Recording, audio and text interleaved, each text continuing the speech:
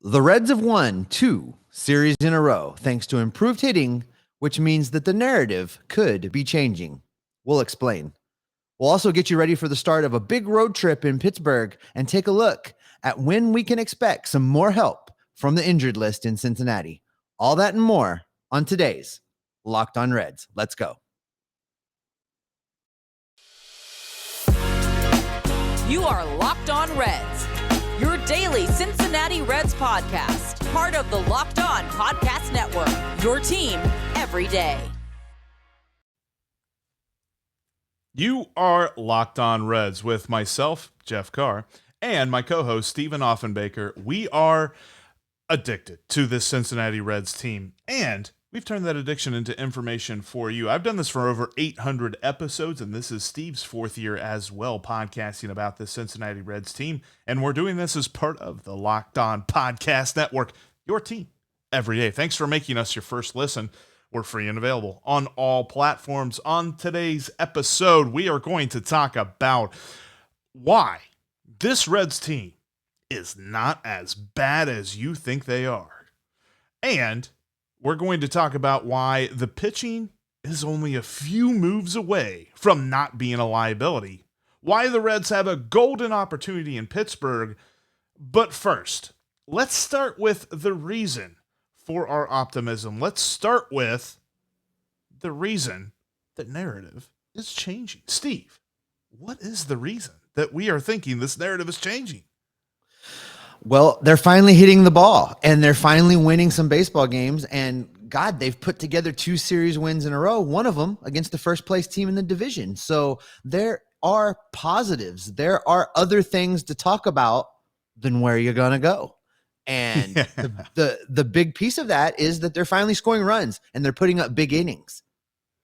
Yes, and the big inning has been a huge boon for this team. Part of the reason, and there's twofold as the reason why they're putting together these big innings. They have patient at-bats. You saw it yesterday. Adrian Hauser could not hit the strike zone. He couldn't hit water if he fell out of a boat. That's how bad his command was yesterday. And then on top of that, when he had to throw strikes, they were taking what he gave them. We've said this in years past where it feels like the Reds were trying to swing with too much power. We're trying to hit home runs. It feels like this year they're a lot more patient and they're a lot better at taking what the pitching gives them, and that is why we are seeing these innings of 5, 6, 7 runs that they just lay on the opponent, and I absolutely love it because they are turning the narrative, which is funny that Ken Rosenthal, I think, just came out with a piece, or no, it was Buster Olney, I believe, that came out with a piece of how bad the Reds could possibly be this year, and I'm like, hello, 2 series victories in a row, not happening in the lineups where it starts. And the thing is, I think that right now, what's happening in this lineup, it starts with what Tyler Stephenson has been able to do. He has been able to really assert himself as I think he's probably the best player in this Reds lineup right now. He's probably the best hitter in this Reds lineup right now. And, we're talking about a player that this time last year was kind of just the afterthought at catcher. He was the backup, the Tucker Barnhart. He was considered maybe the future. He was hoped that he could be something like this. And in 1 year's time, he's right now the leader of this team. I don't even think it's close. I know that we do power rankings for the bullpen and things like that. If we were to power rank Reds hitters, it's him, and then it's like a whole bunch of gap. I'm not going to say 50 feet of crap. The lineup's not bad, but there's a huge gap between Tyler Stephenson and the number 2 dude because he has been phenomenal. I mean, it was so evident to the point that YouTube broadcasters yesterday, which one of them was former Reds prospect and still first baseman of the future, Yonder Alonso, who really didn't stop talking. He talked a lot, but they both said something that I thought was hilarious at the time that they said it, and then they turned out to be right because Hauser fell behind 3 balls and no strikes to Tyler Stephenson with the bases loaded, and they're like, you know what? There's 1 out. maybe they just should walk Tyler Stephenson because this could go south real quick. And what happens? He laces a bases clearing double into the corner. He is just absolutely on fire. And he's not a guy that I think teams are worried about hitting the home run. He's a guy that they're worried about doing exactly what he did. Doubles into the corner, clearing bases. He is a RBI machine, and I absolutely love to see it. I think you're absolutely right. Everybody talks about, the generations of Reds fans talk about the guy on their team. The Big Red Machine guys are always talking about Tony Perez and his ability to deliver when players get on base. And we saw it in 1990. Larkin would get on base. The guys in the top of the order would get on base, and guys like Eric Davis would drive them in. They'd be RBI guys with some power. And, each team needs that. And I think that Tyler Stephenson can be that guy as this, we keep talking about 2024, but as this team builds and continues to get better and better and better, Tyler Stephenson can be that guy. He can be the guy that you stick in the heart of that lineup, and you can count on him to make solid contact, to hit with a little bit of power, and to drive guys in. And I'm excited. I'm excited to see where his career is going, because we talk about what he's going to be and who he's going to be. And I think he's just scratching the surface right now. I totally agree. And there's a narrative, and we're not going to talk about this on today's podcast, but the whole idea of Jonathan India or Tyler Stephenson, who deserves that huge contract, I think there's a conversation to be had there. And it's mostly just because Tyler Stephenson has been the guy on the field right now. Jonathan India is not the guy on the field. But let's talk about this outfield for a second, Steve. The outfield itself looked like a huge question mark coming into the year. And let's be frank, we're missing Nick Senzel. He's been on the COVID IL for a few days here, and we'll talk about him later on in today's episode and kind of give an injury update there. But the guys that were in the outfield last night were awesome. And for me, it was led by Tommy Pham. It was led by a dude who is straight getting disrespect, I think, from a lot of fans in the ballpark. Like, if you go to the ballpark, there are groans when he comes up to the plate. There's not claps. He had a 3-hit day yesterday, and he leads the Reds in on-base percentage. Tommy Pham, he's not Jesse Winker, and stop blaming him for not being Jesse Winker. I feel like this is the Office situation where people just really didn't like Karen because she wasn't Pam. I think you've got to just slow your roll a little bit. Tommy Pham is a pretty good player. The thing with Tommy Pham, he kind of got off on the wrong foot with Reds fans, I think, in having some of his comments come across wrong. And I get what he was trying to say, talking about he was going to get his numbers. And he did. The second half of that comment was, and if he gets his numbers, he's going to help the team win. That's the second part of that. And that's exactly what's happening. I think that, Pham has come out demonstrating that he can still be a productive major league hitter. And by doing that, he is becoming a threat in this lineup. And I think nobody really thought that was going to be true. You bring in a 35-year-old guy as an afterthought signing to show that you're doing something. And the expectation bar there was set pretty low, I think. But Pham's coming out and showing that he can contribute, especially in a lineup where he doesn't have a lot of protection around him, or at least we didn't think he was going to have a lot of protection around him. And some guys like Brandon Drury and have changed that narrative. And when we're talking about narrative changes, they've changed that narrative a little bit. So I love to see it. I love to see that Tommy is, getting one last summer in the sun, we'll call it, and getting his numbers. And by doing so, he's helping to change the course of what's happened in this Red season so far.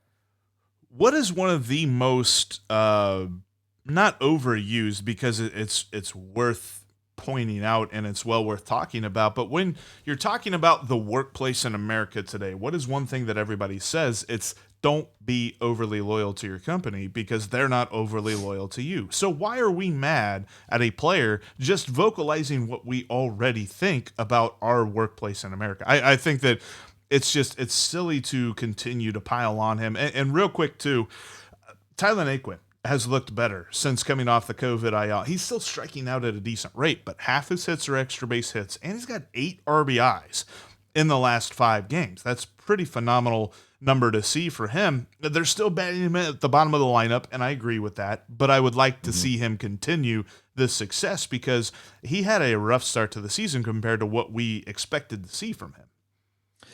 Tyler Naquin is a great example of what we talked about last week, Jeff, where as players continue to come back, as other guys get hot, we can start to put players in positions to do the things we know they can do well, the things that were expected of them when we headed into this season. And Tyler Naquin's a great example of that, because if you keep him down there near the bottom of the lineup, put him in there against right-handed pitching and let him do his thing where he's got a little bit of pop in his bat. He plays great defense. That's solid contribution to this Reds team. That's not asking him to play over his head. That's not asking him to be a team leader. That's not asking him to lead off against left-handed pitching. It's asking him to do the things he's good at. And as we continue to put players in positions to be successful, we can expect more positive outcomes with the Reds winning series. I really think that's part of what's going on. Some of these other players that we didn't count on hitting are starting to hit, which allows David Bell to construct a lineup that makes sense. And as that happens, we're going to see these guys continue to have success. And I love it because Tyler Naquin was a bargain basement find when they brought him in here. And if he continues to just play at the level he's playing right now, I have no problem with him being out there in situations where he can be good. Yeah, and not to toot the Locked On Reds horn too much, but we did say during the offseason to not put too much on Tyler Naquin because we know what he's good at and we know what he's not good at. And hey, look at this. He's showing us that he's good at hitting right-handed pitching. That's what we said. And then, real quick too, TJ Friedl.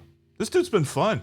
And can we officially give him the title of bunt master? Oh, the bunt is back, baby. The bunt is back. Hey, you know what? We always talk about someone should bunt against this shift. And, listen, bunting is hard, and bunting is especially hard if a guy's throwing 100 miles an hour or has nasty breaking stuff.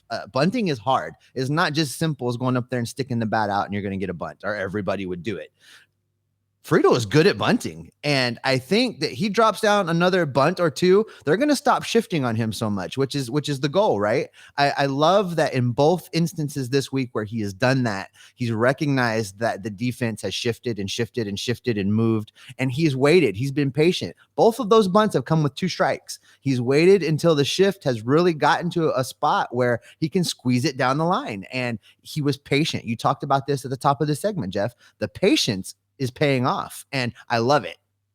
Yes, and he's been a big reason as to why this lineup is changing the narrative when it comes to this Reds team. I know that, a lot of people have worried about how futile it could be to watch the Reds this season. I think we're starting to see some signs that, hey, you can come back out. You can turn the TV back on. Plus, you can get to a Tuesday ball game. I'm going to just keep saying that. Go to Tuesday ball games. If you don't go to any other ball game this year, go to a game on a Tuesday.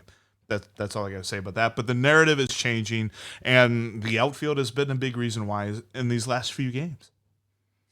Well, I think the big takeaway, Jeff, is the lineup as it's currently constructed, they're figuring it out, and reinforcements are coming as well. One problem, though, is the pitching has looked rough, and it looked rough yesterday, but they're closer than they were, and they're a few moves away with the pitching staff from getting much better. And if the pitching staff's going to improve, that's going to help the Reds. And if you want to improve your health, get in on AG1. You might be asking yourself, what is this stuff? With one delicious scoop of AG1, you're absorbing 75 high-quality vitamins, minerals, whole food source superfoods, probiotics, and adaptogens to help you start your day right.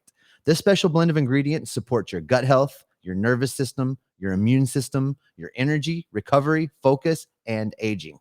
All of the things. It does it all. Athletic Greens has over 7,000 5-star reviews. It costs less than $3 a day. So you're investing in your health, and it's cheaper than maybe that cold brew habit you have at the local coffee shop. It's very lifestyle friendly. Whether you eat keto, paleo, vegan, dairy-free, or gluten-free, AG1 will work for you. Right now, it's time to reclaim your health and arm your immune system with convenient daily nutrition.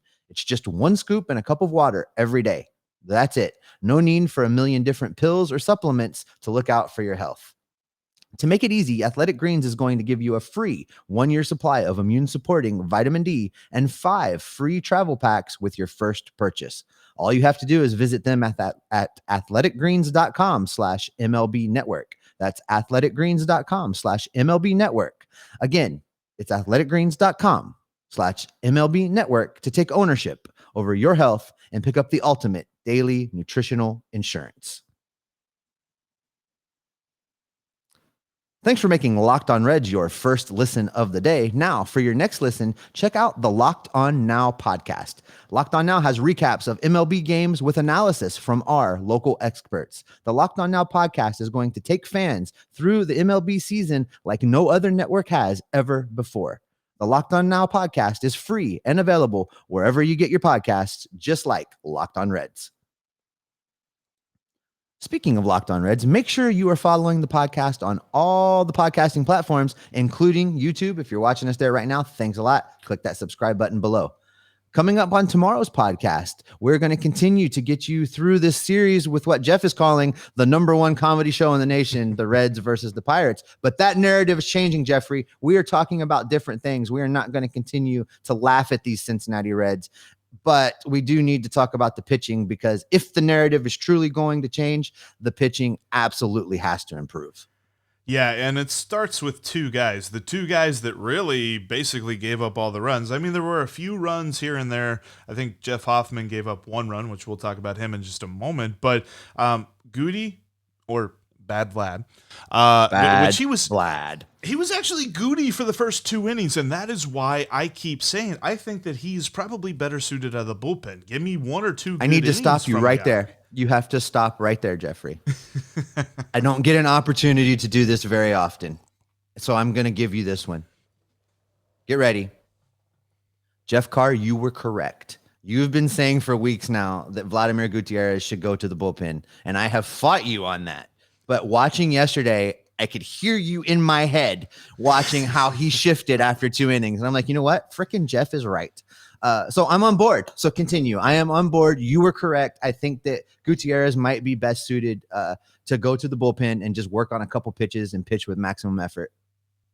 And there's reasons for that, because in his first 2 innings, and they really bumped this on the YouTube broadcast, they talked about how well he controlled his fastball for the first 2 innings. That went away in the 3rd inning, and then he started to struggle. That's really what it boils down to with Vladimir Gutierrez. If he is controlling his fastball, he is going to pitch very well, because his secondary pitches rely on him being able to command and place that fastball exactly where he needs it to. And if he can do it for 2 innings, the Reds have to be realistic about that, and they got to take him out of the rotation as soon as Mike Minor or Nick Lodolo or both are ready to go.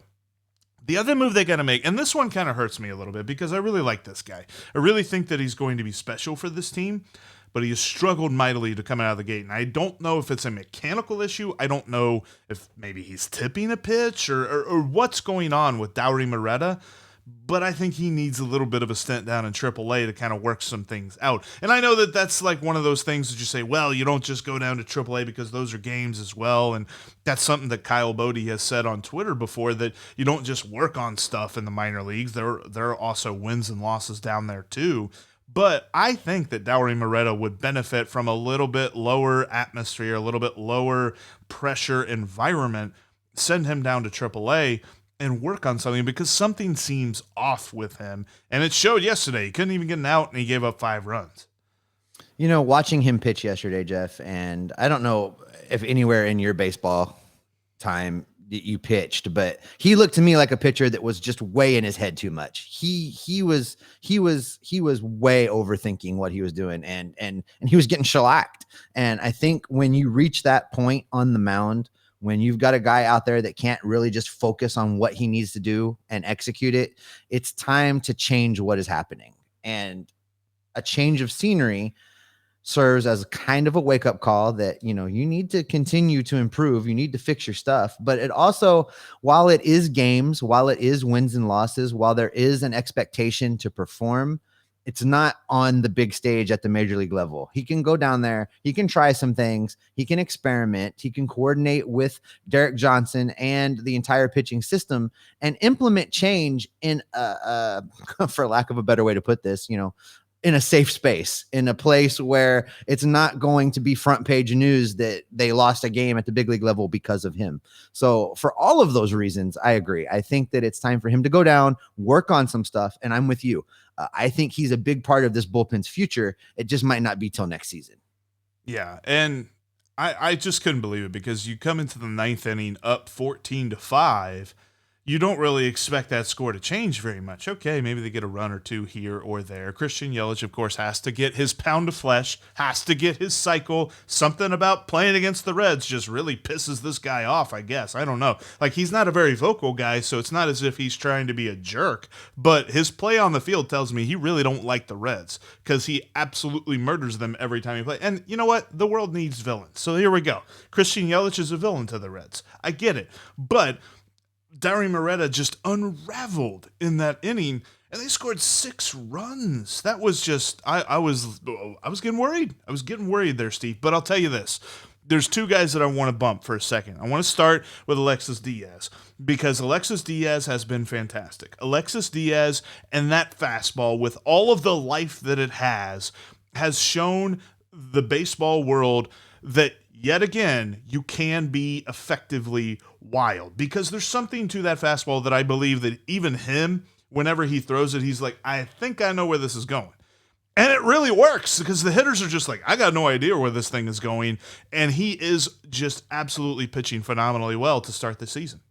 You know, there's something to be said for if you and I don't know where it's going, and clearly Diaz doesn't know where it's going.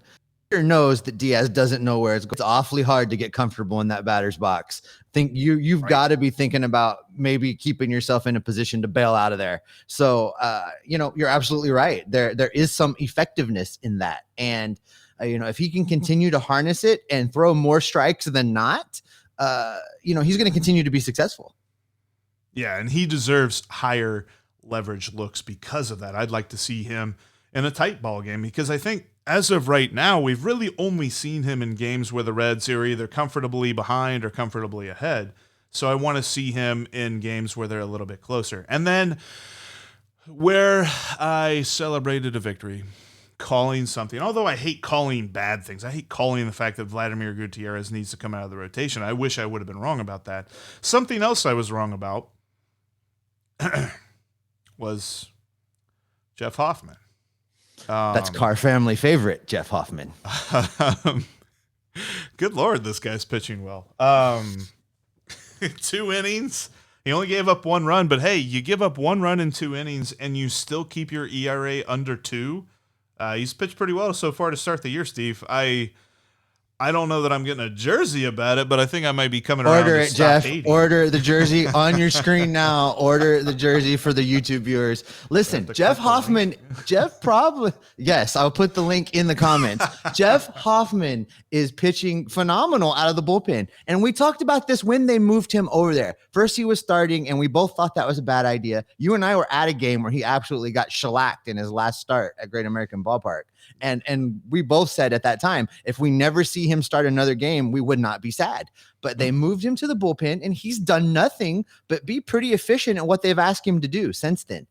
He is a valuable member of this bullpen, and I think it's time, talking about narrative changes today, that narrative about Jeff Hoffman probably has to change as well, where we consider him a valuable piece. Now, is he an elite shutdown reliever? No. Is he the guy that you want out there in the bottom of the 9th and you need that one last out to close out a victory? No. But is he the guy you want in the 6th and the 7th inning when you need to bridge to those guys? Absolutely. Sub 2 ERA. Are you kidding me? He's doing great. I'm telling you, he is probably the most pleasant surprise in this bullpen right now. He is. And I think I'm going to do some sort of deep dive over the weekend and figure out why on earth he's doing so well, because maybe it's one of those things like what Dwight said about Andy. He's just like, I hated Andy. I hated him so much that I dove into why I hated him so much, and I found a friendship in the middle. So we'll see what happens there. Well, you're really on an Office kick today, aren't you? Well, I watched it last night for like the millionth time.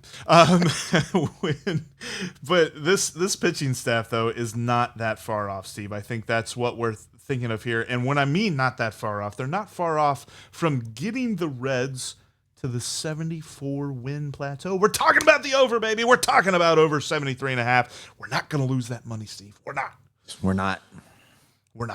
All right. Well, guess what, Steve? The nation's #1 hit comedy this summer is coming to PNC Ballpark in Pittsburgh as the Reds are heading up to Pittsburgh for 4 games. We're going to get you set here with the first pitching matchup of the night, the Thursday night playing game as they head to Pittsburgh. And if you want to know where to head to get all your sports wagering info, go to Bet Online. In fact, tonight's game, Bet Online has the money line for the Reds at plus 123, 123. Something about that number that makes me feel like they're not sure what's going to happen in this game. Frankly, when the Reds and Pirates get together, I don't know if anybody knows what's going to happen, but I'm telling you this, I'm feeling good about that money line, and they got the over-under at 8. What I tell you last time the Reds play the Pirates, hit the over. What am I going to tell you this time? Hit that over. JT Brubaker pitching and Connor Overton. Don't get me wrong, I like Connor Overton, but I don't think that he's going to keep the scoreboard completely clean. I'm talking about an easy 9 runs in this game. I'm hitting the over. In fact, I'm going to parlay the 2. You can turn $5 into 15. You can turn 10 into 30. I mean, we're talking about a 3-to-1 parlay. Go do it right now. It's Bet Online. Bet Online is your number one source for all your betting needs and sports info. Find all the latest odds, news, and sports development, including this year's NBA playoffs, Major League Baseball scores. The Stanley Cup is rolling on. The playoffs, that is, not the actual Stanley Cup. And even fights like UFC and boxing, including NFL futures. Hey, it's schedule release tonight. How many primetime games are the Bengals going to get? I'm thinking at least a handful. And they got a shot. I've seen a rumor. They got a shot. I don't know that you can bet on the Bengals getting a Thanksgiving Day game, but they might get a Thanksgiving Day game. And then our turkey's going to be real fun this year. Looking forward to that. Head to the website today. Use your mobile device to learn more about the trends and action. Bet Online is where the game starts. Make sure you're following us on Twitter. You can follow me at Jeff Carr with 3 Fs. You can follow Steve at 2 Fs with at I should say at S Offenbaker, not Steve with 2 Fs. I don't know how you spell Steve with 2 Fs, but at S Offenbaker with 2 Fs. Follow at Locked On. Spelling is hard. No Fs in Locked On Reds. Yeah, well, it's Twitter. And subscribe on YouTube. Thanks for watching us here today. If this is your first time, make sure you're subscribed. Bring on the Pirates, Steve. Bring them on. Listen, I'm kind of excited about this series because coming off of, back-to-back series wins, one of them against a first-place division opponent, that's great. Pittsburgh comes into this series riding a mile high, having won a series against the vaunted Los Angeles Dodgers with their all-star lineup. Man, so I agree. I think that the Pirates come home and just kind of chill a little bit, and I think they're going to be like, smack them around.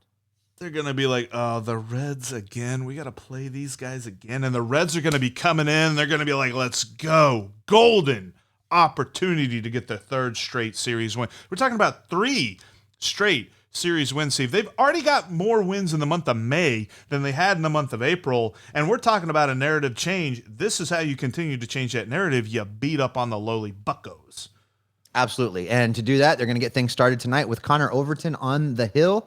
This is going to be his 3rd start of the season, Jeff. Now, he hasn't won a game yet. He's still 0-0 for those that pay attention to wins and losses. But that 2.53 ERA with 7 Ks and 2 walks in his 2 starts, that ain't bad. I mean, it's not Cy Young material, but it ain't bad. So if he can go out and can continue to pitch like this with the way that the lineup is hitting, like we talked about at the top of the show, the Reds are going to have the opportunity to maybe not only win this series, but dare I say it, sweep this series.